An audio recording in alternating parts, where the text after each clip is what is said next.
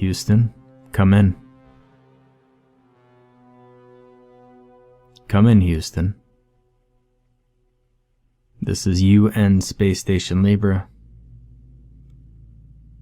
Come in, Houston. No reply. Just like every other time. I throwed the receiver in disgust, the weightless environment causing it to float mockingly in front of my face at the end of its retention strap. I'm bathed in the soft red glow of emergency lights that serve to illuminate every inch of my tiny cell. And I take a deep breath to calm my nerves before returning to fiddle at the maintenance panel. I've been in here for 2 weeks now. Libra was designed as the successor to the International Space Station. Typically, there's a minimum 2 crew on board at any one time. And I was supposed to be out of here 3 weeks ago with the British and Chinese astronauts who came up with me. But, unfortunately, the replacements had some mechanical complications, and then nasty weather delayed the Moscow launch another week.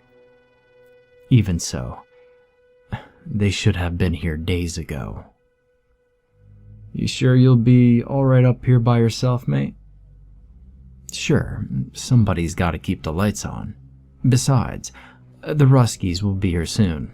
Just have a drink for me when you get landside, yeah? I expect I'll have to. Godspeed. I was ready to spend 7 to 10 days by myself on the station, waiting for the Russians to get their act together and get me my ride home.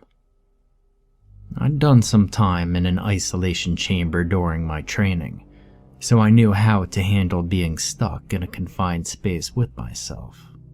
And the trick is not to listen to the voices.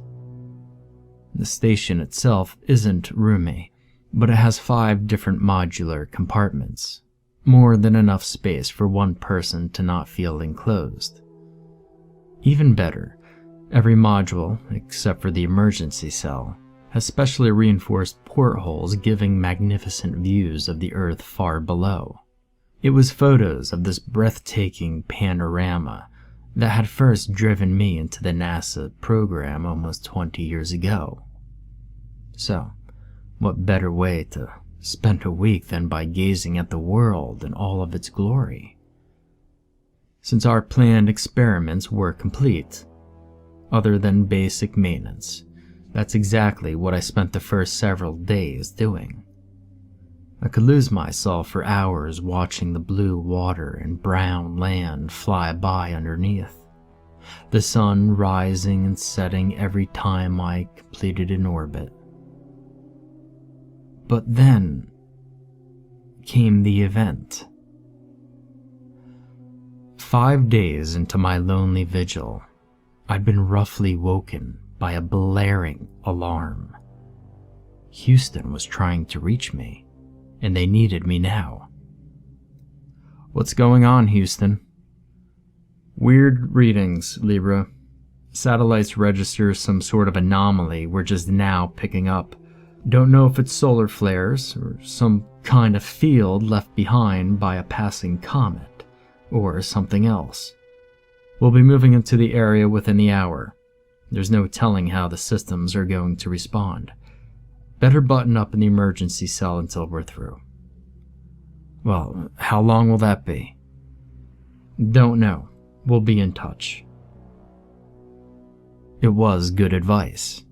Alarms started sounding almost exactly 60 minutes later, and abruptly, whole sections of the station's instrument panels started shutting down.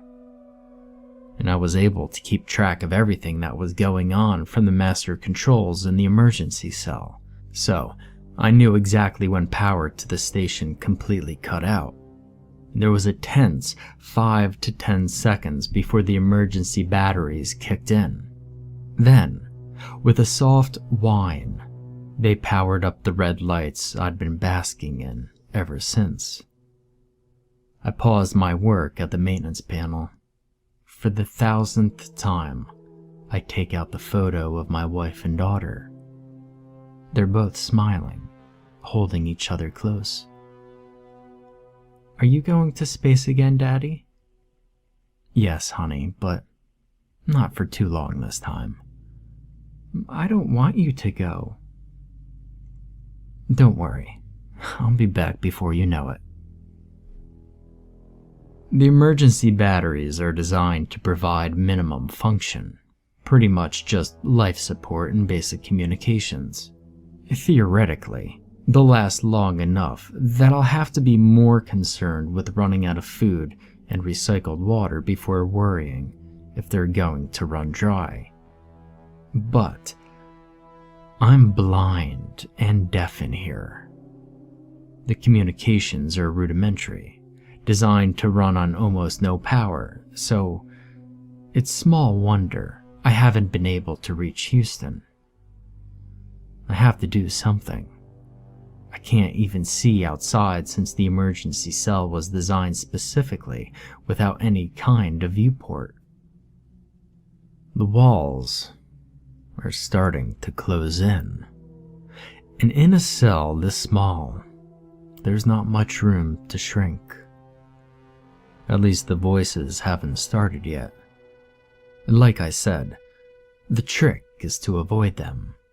But in here there's nowhere to run, nothing to distract my mind. The main system is powered by exterior solar panels. The system had been tested and retested to automatically restart in the event of a catastrophic failure.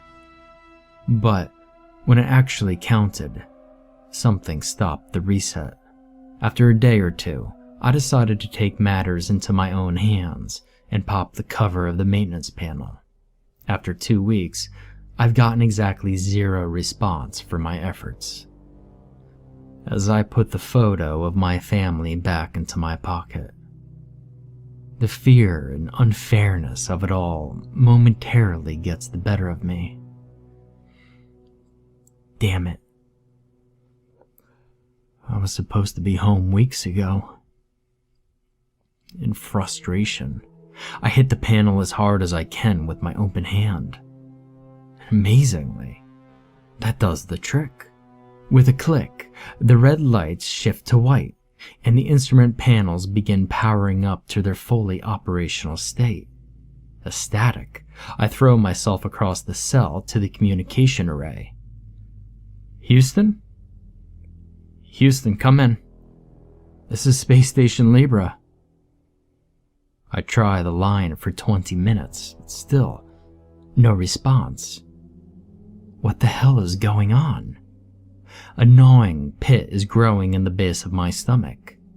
While the system was down, I could make excuses for the radio silence, use them to keep the panicky feeling to a dull roar, but now I have to get out of this stupid cell. I may not be able to talk to the people down there, but at least I can watch them. If I imagine hard enough, maybe I'll see my little girl, looking to the sky to see if she could spy the station as it passes overhead. I unseal the airlock and move to the next module, and I chuckle to myself. Maybe I'll be able to see my replacement shuttle. I peer through the viewport. Then, frantically, I move from module to module, looking through each porthole in turn, the pit growing deeper with each passing moment. "She doesn't want you to go." She's a kid. Of course she doesn't want me to go. "Well, I don't want you to go either." "I know, but I know you will anyway, and I won't stop you." "I love you." "I love you too.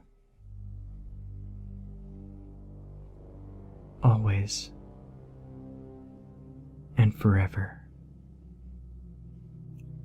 It takes the station's computer 2 hours to identify our position. Finally, It finds enough known stars to triangulate where we are, exactly where we should be. 2 weeks after the last measurements were taken. The rest of the universe, though, is a little off, ahead of itself by about 1,500 years. In my gut, I'd already known that, though. I'd known when I looked through the viewport and didn't see the big, beautiful Earth shining below me. Just the dark, empty blackness of space filled by only a few lonely stars.